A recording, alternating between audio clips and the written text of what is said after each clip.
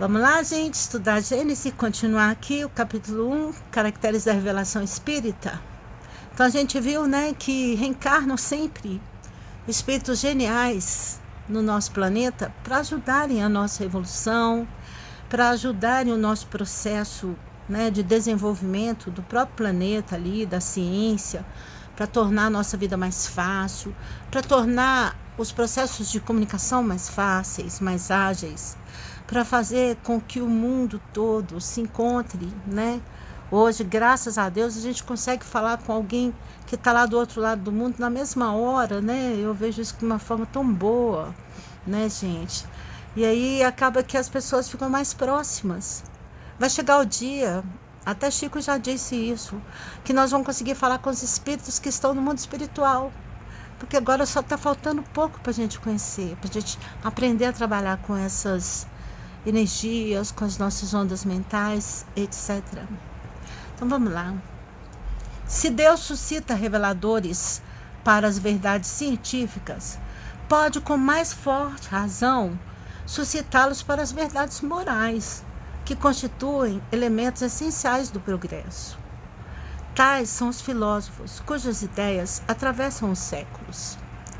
Porque nós não precisamos só de evolução material, né, gente? Nós precisamos principalmente de evolução moral. Vocês se lembram das histórias dos capelinos? Nós, capelinos, com muito conhecimento científico e quase nada de evolução moral? É isso. No sentido especial da fé religiosa, a revelação se diz mais particularmente das coisas espirituais, que o homem não pode descobrir por meio da inteligência, nem com o auxílio dos sentidos.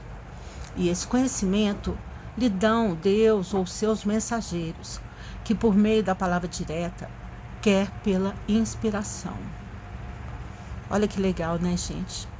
Os espíritos falam conosco, muitas vezes diretamente, ou também pela inspiração. Às vezes você está aqui, você tem um pensamento tão bom, uma ideia tão boa, né? Uma intuição tão boa que você sabe que tem alguém falando com você, né, do mundo espiritual.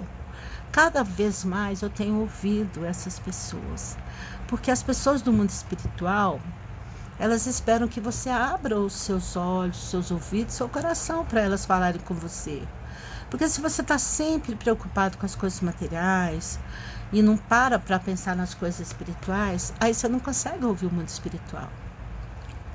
Porque o mundo espiritual tem uma forma especial de nos comunicar. Eles falam pela intuição, tá bom? Nesse caso, a revelação é sempre feita a homens predispostos, designados sob o nome de profetas ou messias, isto é, enviados ou missionários, incumbidos de transmiti-la aos homens. Considerada debaixo deste ponto de vista, a revelação implica a passividade absoluta e é aceita sem verificação, sem exame e sem discussão.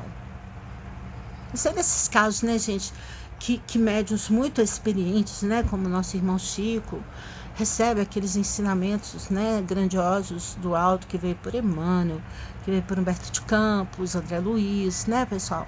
Então, a gente consegue perceber aí nesses casos que há uma grande participação do mundo físico e do mundo espiritual, sempre num processo de responsabilidade enorme, né? Então a gente não precisa nem de duvidar quase, porque a verdade chegando até nós dessa forma tão especial. Apesar dos erros das suas doutrinas, não deixaram de agitar os espíritos e por isso mesmo de semear os germes do progresso, que mais tarde haviam de desabrochar ou desabrochariam um dia sob o sol do cristianismo. Pois, injusto se lhes lança anátema em nome da ortodoxia, porque dia virá em que todas essas crenças, tão diversas na forma, mas que repousam realmente sobre o mesmo princípio fundamental, Deus e a imortalidade da alma, se fundirão numa grande e vasta unidade, logo que a razão triunfe dos preconceitos. Então vamos lá, gente, esse parágrafo que é muito importante. Eu sou protestante, então isso não pega comigo. Ah, não, eu sou católico, isso não vai dar certo comigo. Eu sou budista. Gente, todos nós somos crentes no princípio fundamental. Deus existe e a alma sobrevive ao corpo. Não existe outro questionamento. Então, você pode falar que você é da religião que você quiser. Você pode falar que a doutrina espírita não é uma religião. Você pode falar que a religião do outro não é a religião correta.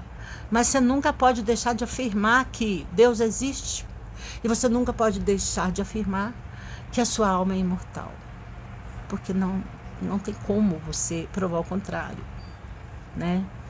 Então, um dia nós vamos ser todos da mesma crença, a crença única de Deus e da imortalidade da alma.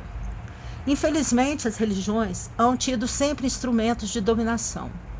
O papel de profeta atentado às ambições secundárias, e tem se visto surgir uma multidão de pretensos reveladores ou messias, que, valendo-se do prestígio deste nome, tem explorado a credulidade em proveito do seu orgulho, da sua ganância ou da sua indolência, achando mais cômodo viver à custa dos iludidos. A religião cristã não pôde evitar esses parasitas. A tal propósito, chamamos toda a atenção para o capítulo 21 do Evangelho segundo o Espiritismo. Haverá falsos cristos e falsos profetas, né? A gente sabe disso. Quantas pessoas surgem enganando multidões, né? Iludindo as multidões, às vezes tirando dinheiro das multidões, enriquecendo à custa das multidões. Nós não estamos aqui para julgar ninguém, mas nós temos que ficar muito atentos às nossas responsabilidades com o cristianismo. Porque Jesus não tinha uma pedra onde deitar sua cabeça. Ele sim podia falar para a gente todas aquelas verdades que a gente teria que escutar, porque ele abriu mão de todo e qualquer conforto, né, gente? Ele abriu mão de uma vida, né, de riqueza, porque ele nunca considerou isso necessário. Se o próprio Jesus não considerou necessário, né, nascer num berço de ouro, ser criado num palácio, então nós é que vamos nos preocupar com o aspecto material da nossa evolução.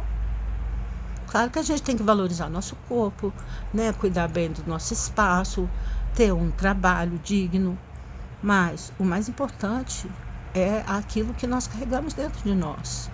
O quanto a gente aprendeu de amor ao próximo e das lições que Jesus deixou. Haverá revelações diretas de Deus aos homens? É uma questão que não ousaríamos resolver, nem afirmativamente, nem negativamente de maneira absoluta. Então, Deus fala direto com a gente? É isso que eles estão falando. Não dá para falar sim nem não. Vamos ver o que vai trazer. O fato não é radicalmente impossível, porém, nada nos dá dele prova certa. O que não padece dúvida é que os espíritos mais próximos de Deus, pela perfeição, se imbuem do seu pensamento e podem transmiti-lo, né? Então, talvez o próprio Deus não fale conosco, mas aqueles espíritos muito próximos a Deus, né? O que a gente mais tem o conhecimento é o nosso guia espiritual do planeta, Jesus. Então, eles transmitem aquilo que Deus coloca para nós. Se a gente ouviu Jesus, se a gente lê o Evangelho, entende a mensagem de Jesus, nós estamos próximos mesmo de estar ouvindo Deus. Quanto aos reveladores encarnados, segundo a ordem hierárquica a que pertencem e o grau que chegaram de saber, esses podem tirar dos seus próprios conhecimentos as instruções que ministram, ou recebê-los de espíritos mais elevados, mesmo dos mensageiros diretos de Deus, os quais, falando em nome de Deus, têm sido às vezes tomados pelo próprio Deus. Então, gente, a gente tem que tomar muito cuidado quando nós vamos falar em nome de Deus. Primeiro que a gente não pode ter ideia nossa, preconcebida, para ser passada para as pessoas.